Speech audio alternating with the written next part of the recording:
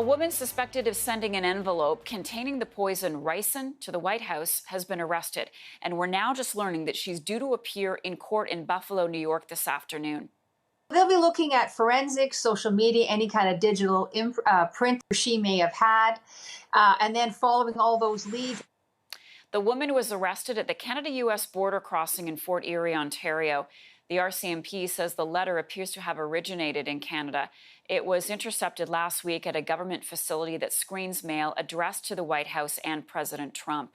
With more, I want to bring in CTV News public safety analyst Chris Lewis. Chris, good morning to you. So, first of all, how does this cross-border investigation work? Well, the RCMP and the FBI have a great working relationship, and so they'll be working very closely together, as well as involving local police, where in fact this letter was mailed from, and they'll be able to trace that to a large degree. And where this woman resides, who is she, knowing everything about her. They'll know more about her quickly than she knows about herself, from her online presence to her background. And she may well have been on their radar already, who knows? But it's certainly a fascinating case when you look at the envelope and the printing, which is very basic and crude.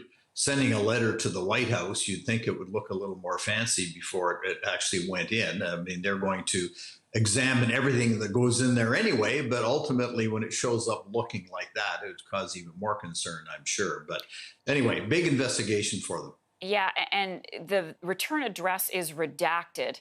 I'd be curious to know how much personal information the woman actually put on there, or what the return address was. So how serious could the charges be against her, Chris? Very serious. I mean, initially she's arrested for the gun offense, trying to get in the States with a gun, which is in a car full of evidence. So they'll be looking at all of that as well. But if they can prove that she actually is the person that mailed the letter, likely didn't use her home address, but who knows? Stranger things have happened. There'll be very serious charges. I mean, ricin is a very deadly thing.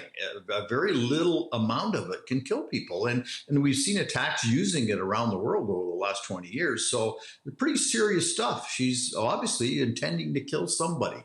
It's not a prank when you send something like that out. So, as you point out, we don't know her citizenship. If it turns out that she is Canadian, what happens to her after today's court appearance in Buffalo?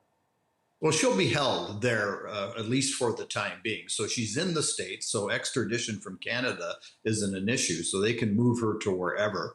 And I should say as well, she may not have done this. And if she did do it, she may have done it for somebody else. So interviewing her, getting her to, and getting the FBI to her, in some way, and conducting an interview is going to be very key. She may well say, hey, I did throw an envelope in the mail, and here's why, and here's who asked me to do it. So a lot of stuff to uncover yet, but they'll have her in the right location to continue that. All right, we'll be watching it all. Chris Lewis, thank you so much.